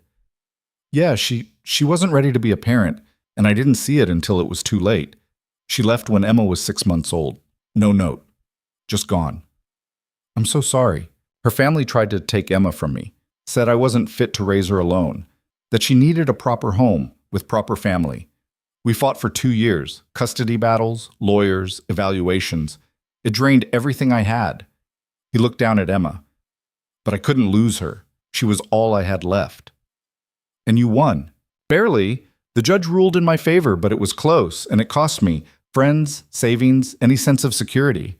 I had to rebuild from nothing." He paused.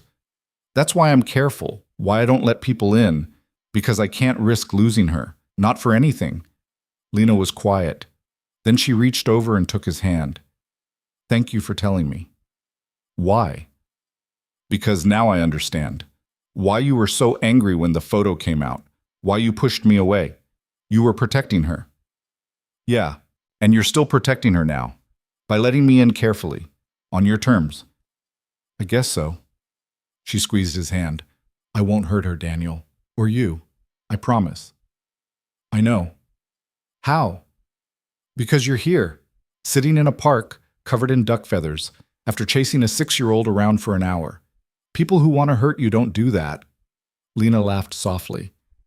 "I do have duck feathers on me, don't I?" "Little bit." She brushed at her sweater, then gave up. "Worth it."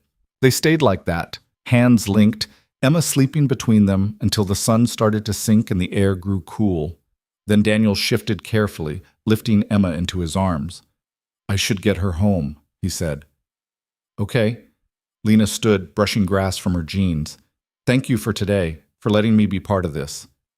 "Thank you for coming." They walked back to the parking lot together, Emma still asleep on Daniel's shoulder. At his car, Lena hesitated. "Can I see you again? Just us, I mean. Not in a crisis or with lawyers or—" She stopped. "I just want to talk to you, like a normal person."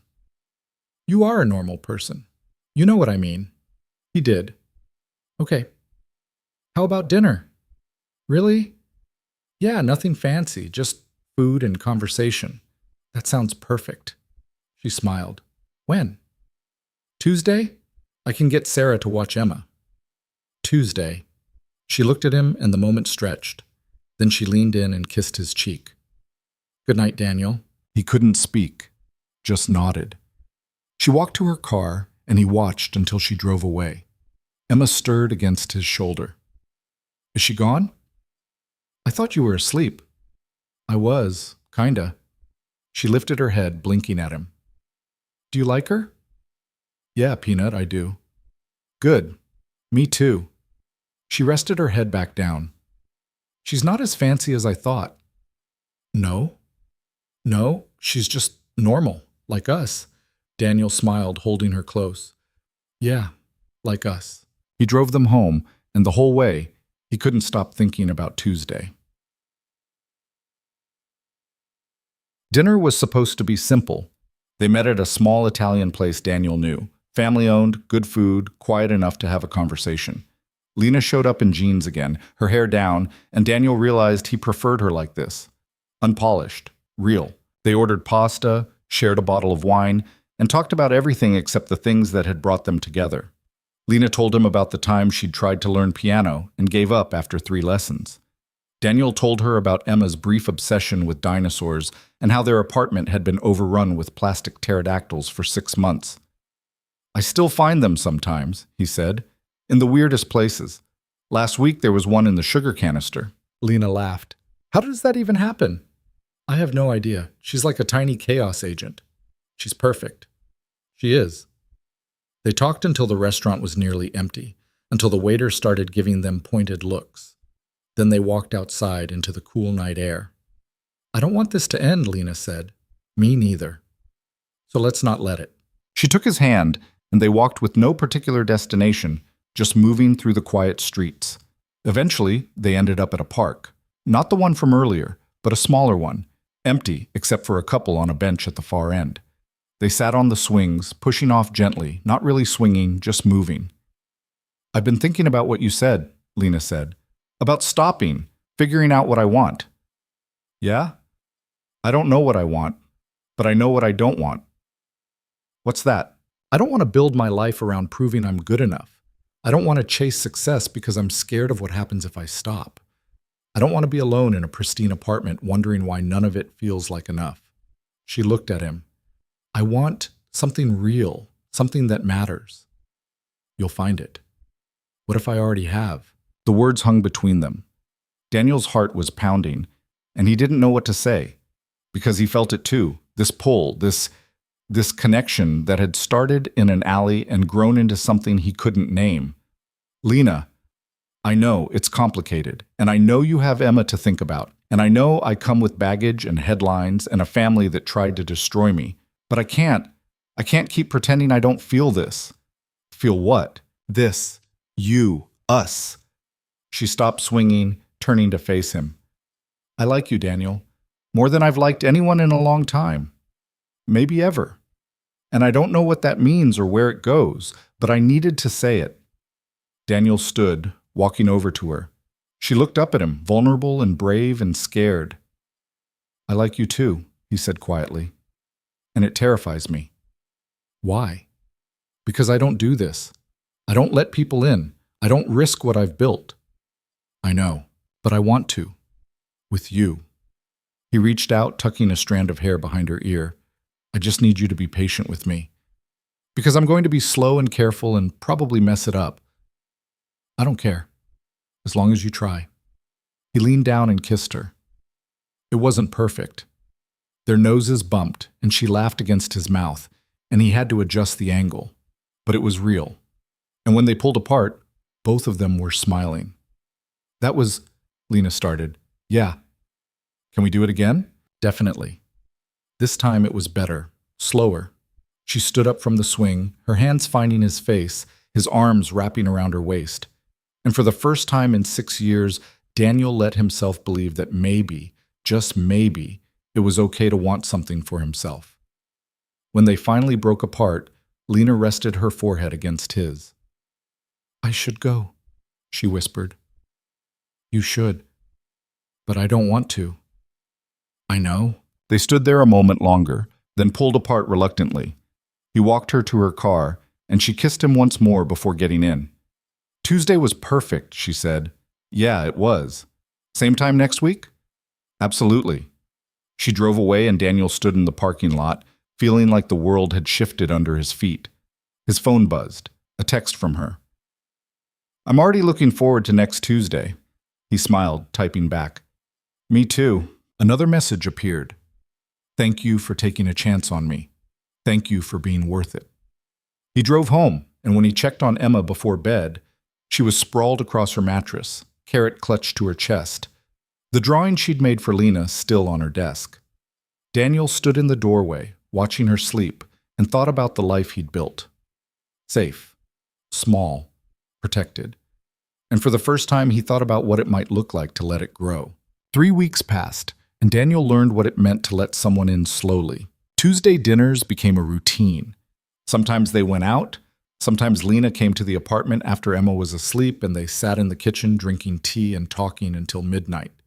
She told him about the consulting firm she was thinking of starting.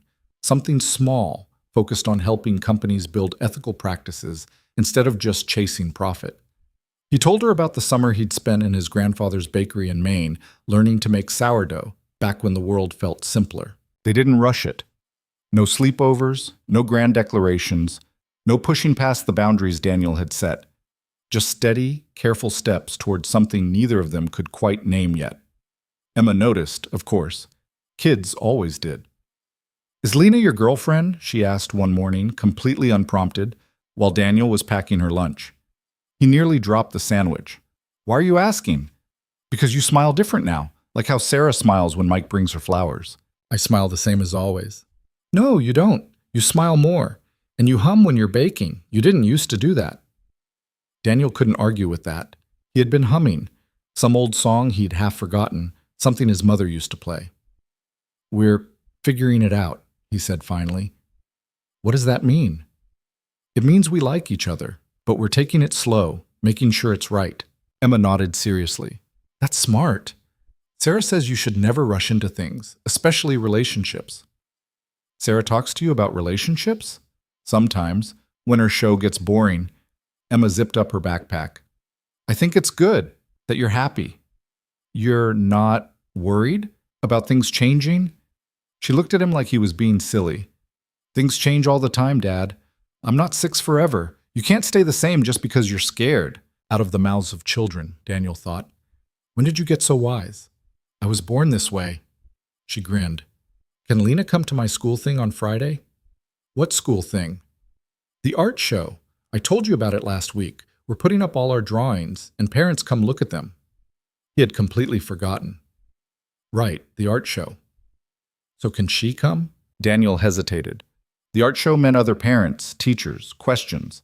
It meant stepping out of the private bubble they'd been living in and into the real world where people would see them together and draw conclusions. But Emma was looking at him with so much hope. "I'll ask her," he said. "Good, because I made a really good drawing and I want her to see it." Lena said yes immediately. "Are you sure?" Daniel asked over the phone that night. "It's going to be a bunch of 6-year-olds running around screaming, not exactly glamorous." "I don't need glamorous, I need real, and this is real. People are going to talk, ask questions." "Let them." Her voice was steady. "I'm not hiding, Daniel, not anymore. If you want me there, I'll be there. I want you there. Then I'll be there." Friday came too fast. Daniel spent the morning stress baking, turning out batch after batch of cookies until Marcus finally took the bowl away from him. "Dude, we have enough cookies to feed the entire neighborhood. Calm down." "I'm calm." "You're vibrating." "It's a big deal. Emma's first real school event with us, together. What if it's weird?" Marcus leaned against the counter. "It's going to be fine. Emma's excited. Lena's excited. You're the only one freaking out." "I'm not freaking out. You made 17 dozen cookies." 14. "My point stands." Marcus clapped him on the shoulder. "Go take a shower. Put on something nice. Stop catastrophizing." Daniel went upstairs, showered, changed into the one button-down shirt he owned that didn't have flower stains. When he came back down, Emma was waiting by the door in her favorite dress, practically bouncing. "Ready?" he asked. "So ready. Is Lena meeting us there?" "Yeah, she had a meeting this afternoon, but she'll be there by 6. They drove to the school and Daniel's stomach was doing things stomachs shouldn't do. The hallways were decorated with construction paper and glitter, children's artwork covering every available surface. Parents crowded around, pointing and taking photos and making the kinds of small talk Daniel had never been good at. He found Emma's section, a wall dedicated to her class, and there, right in the center, was her drawing. It was a family portrait, 3 people holding hands. A tall figure on the left, clearly Daniel, with dark hair and an apron. A small figure in the middle, Emma, with her butterfly shirt and wild curls. And on the right, a woman with dark hair pulled back, wearing a soft sweater. Above it, in Emma's careful handwriting, "My family." Daniel's throat closed up. "Do you like it?" Emma asked, tugging on his sleeve. He couldn't speak, just nodded. "I wasn't sure if I should put Lena in it yet, but you said we're figuring it out, and she comes to the bakery a lot now, and she came to the park, so I thought maybe she counts." "She counts," Daniel managed. "Definitely counts." Emma beamed, then her face lit up even more. There she is! Lena was making her way through the crowd, looking slightly overwhelmed but determined. When she spotted them, her whole face changed, softened, warmed. She looked like someone coming home. "Hi," she said, slightly breathless. "Sorry I'm late. The meeting ran over and then traffic was—" She stopped, seeing the drawing. "Oh." Emma grabbed her hand. "See? That's you, on the right. I made you part of my family."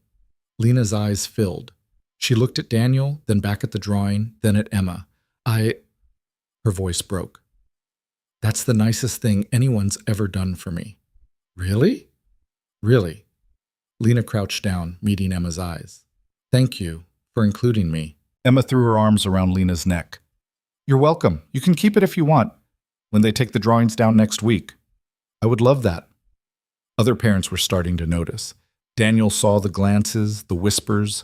He recognized a few faces, people who'd probably seen the photo, read the articles. But Lena didn't seem to care. She stood up, still holding Emma's hand, and smiled at Daniel like nothing else mattered. "Should we look at the other drawings?" she asked Emma. "Yes. Oh, and there's cookies in the cafeteria. Dad made like 1,000,000. 14 dozen, Daniel corrected. That's basically 1,000,000. They walked through the hallway together, Emma between them, pointing out her friend's artwork and explaining the difference between watercolors and tempera paint. And slowly, Daniel felt the tension leave his shoulders, because this was okay, more than okay. It was right. Sarah found them by the cookie table. Well, look who decided to go public." "Hi, Sarah," Lena said, smiling. "Nice to officially meet you." "You too. I've heard a lot about you." Sarah glanced at Daniel. "All good things. Mostly." "Mostly?" "He mentioned you were terrifying at first, but then he got to know you and realized you're just a person who happens to have a Wikipedia page." Lena laughed. "That's accurate." Emma tugged on Sarah's sleeve. "Did you see my drawing?" "I did. It's beautiful, sweetie. Lena's going to keep it." "Is she?" "Yeah, because she's part of our family now."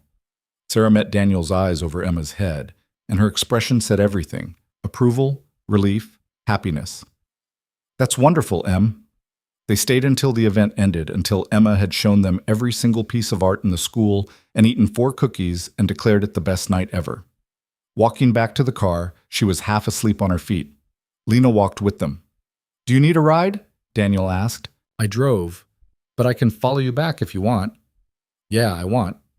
At the apartment, Emma went straight to bed with minimal protest. Daniel tucked her in, kissed her forehead, and found Lena in the kitchen looking at the photos on the fridge. Emma's school pictures, drawings, a snapshot of the 2 of them at the beach from 2 summers ago. "You have a good life here," Lena said softly. "Yeah, I do." "I'm not going to mess it up." "I know." She turned to face him. "I need to tell you something." "Okay." "I got an offer from a firm in Seattle. They want me to head up their new sustainability division. It's a really good opportunity." Daniel's stomach dropped. "Seattle?" "Yeah, that's across the country." "I know." She stepped closer. "And I turned it down." "What?" "I turned it down because my life isn't there. It's here, with you, with Emma, with this." She gestured around the small kitchen. "I don't want to chase opportunities anymore. I want to build something that matters. And I can't do that 3,000 miles away from the people I care about." "Lena, I know it's fast. I know we're still figuring this out. But I'm sure, Daniel. I'm sure about you." He crossed the space between them, pulling her into his arms. "I'm sure about you too." "Yeah?" "Yeah." He pulled back just enough to see her face. "I was terrified of this, of you, of what it would mean to let you in. But I'm not scared anymore." "What changed?" "Emma's drawing, seeing you in it, seeing you here in my life, and realizing it feels right, like you've always been part of it." Lena's eyes filled. "I love you." The words should have scared him, but they didn't. "I love you too," he said. And then he was kissing her, and she was kissing him back, and everything else fell away. The next few months were an exercise in building something new. Lena started her consulting firm, working out of a small office downtown. She took on 3 clients, all companies trying to reform their practices, genuinely wanting to do better. It was slow work, unglamorous, nothing like the high-stakes corporate world she'd left behind. But it was hers. She and Daniel fell into a rhythm.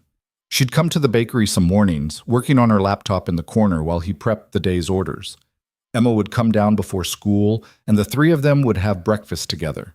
Croissants, fruit, coffee for the adults, and chocolate milk for Emma. On weekends, they'd go to the park, or to museums, or sometimes just stay in and do nothing. Lena taught Emma how to make pasta from scratch.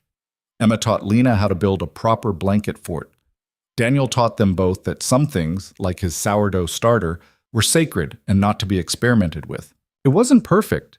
They had arguments about boundaries, about schedules, about Daniel's tendency to shut down when he was stressed, and Lena's habit of trying to fix everything. But they worked through it. They talked. They apologized. They tried again. 6 months after the school art show, Lena moved into an apartment 3 blocks from the bakery. Not with them, not yet. But close enough that Emma could walk over after school some days, or Lena could come by for dinner without it being a production. 1 year after that first night in the alley, Daniel woke up to Emma shaking his shoulder. "Dad, Dad, wake up!" he groaned. "What time is it?" 7. "But it's important." He sat up. "What's wrong?" "Nothing's wrong, but I need to ask you something." "Okay." Emma climbed onto the bed, sitting cross-legged in her pajamas. She was 7 now, gap-toothed and still wild-haired, but growing up faster than Daniel was ready for. "Is Lena going to marry you?" she asked. Daniel blinked. "What?" "Lena, are you going to marry her?" Why are you asking?"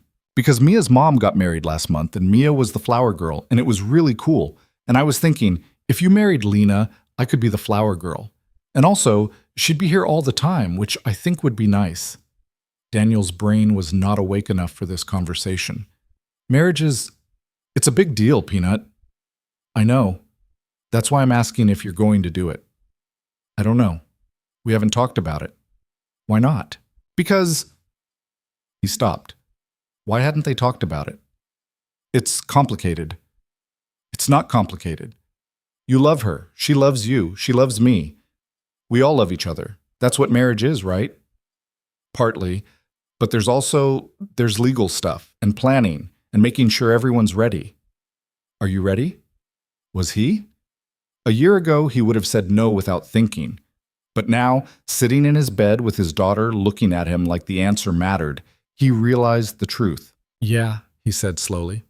"I think I am." Emma grinned. "Good. So you should ask her." "Just like that?" "Just like that." "What if she says no?" Emma rolled her eyes. "She's not going to say no, Dad. She looks at you like you're the best thing ever, which you are, but still." Daniel pulled her into a hug, her certainty filling something in him he hadn't known was empty. "When did you get so smart?" "I told you, I was born this way." Bas. He asked her on a Tuesday. No ring, no fancy restaurant, no grand gesture. Just the 2 of them in the bakery at closing time, the last of the day's bread cooling on the racks, the light golden and soft. "I have a question," he said. Lena looked up from her laptop. "Okay." "Emma asked me this morning if we're going to get married." Lena went very still. "What did you say?"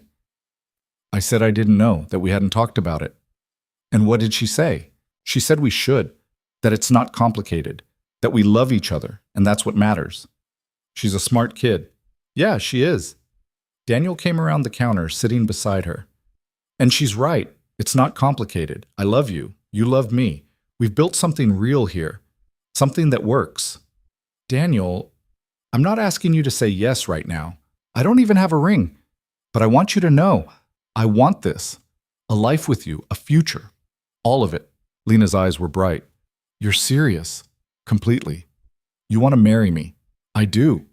She laughed, and it sounded like joy. "That's the wrong order. You're supposed to save I do for the actual wedding. So is that a yes?"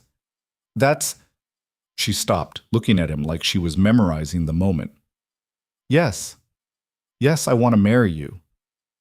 He kissed her, right there in the bakery that smelled like bread and sugar, and it felt like every good decision he'd ever made had led to this. When they pulled apart, Lena was crying and laughing at the same time. "We should tell Emma. She's at Sarah's. We can pick her up and tell her together. She's going to flip out. Probably." They drove to Sarah's house, and Emma knew the second she saw their faces. "You asked her!" she shrieked. "How did you—" "You have the look, the happy look. She said yes, right?" "She said yes," Daniel confirmed. Emma launched herself at both of them, hugging them so hard Daniel thought his ribs might crack. "This is the best day ever. Can we get a dog now?" "Absolutely not," Daniel and Lena said at the same time. Emma pulled back, grinning. "Worth a shot." Sarah appeared in the doorway, taking in the scene. "I'm guessing congratulations are in order?" "We're getting married," Lena said, and saying it out loud made it real in a way that took Daniel's breath away. "About time," Sarah said, pulling them both into a hug. "I'm so happy for you." That night, the three of them sat in Daniel's apartment, soon to be their apartment, eating takeout and talking about the future. Emma had opinions on everything from the color scheme to whether or not there should be a cake made entirely of chocolate croissants. "That's not how wedding cakes work," Daniel said. "It should be," Emma insisted. Lena laughed and Daniel watched her. This woman who'd walked into his life through sheer accident, who'd fought her way through scandal and betrayal, who'd chosen him and Emma over everything else she could have had. "What are you thinking?" Lena asked, catching his expression. "That I'm lucky." "We both are." "No," he said. "I'm luckier. Because I got you, and I got to keep everything I already had. That doesn't happen. Not in real life." "It happened to us." "Yeah, it did."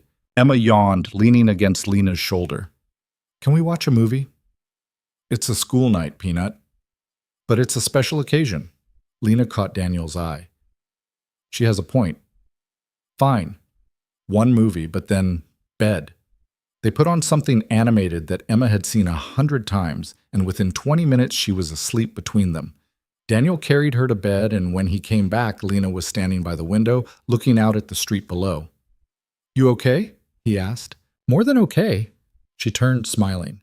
"I was just thinking about that night, in the alley, when we met." "What about it?" "I almost didn't go. To the event. I was exhausted, and I didn't want to deal with any of it. But then I went, and I got lost, and I found you instead." She crossed to him, taking his hands. "And everything changed. For me, too. I don't believe in fate or destiny or any of that.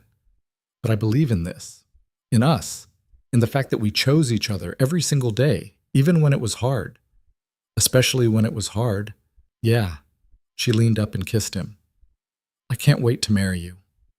"I can't wait either." They stood there in the quiet apartment, the city humming outside, Emma sleeping down the hall. And Daniel thought about the life he'd built. The walls he'd put up, the rules he'd made, the careful distance he'd kept from anything that might hurt. And he thought about how Lena had slipped through all of it, not by force, but by simply being herself. Honest, flawed, trying. Some risks, he realized, were worth taking. Some people were worth letting in. And sometimes, the life you built to protect yourself was exactly the life that needed to grow. They got married 6 months later, in the small garden behind the bakery. It wasn't fancy, just close friends, Sarah and Marcus standing up with them, Emma in a white dress she'd picked out herself. The ceremony was short, the vows simple. But when Lena said, "I do," and Daniel said, "I do," and Emma cheered so loud she drowned out the officiant, it was perfect.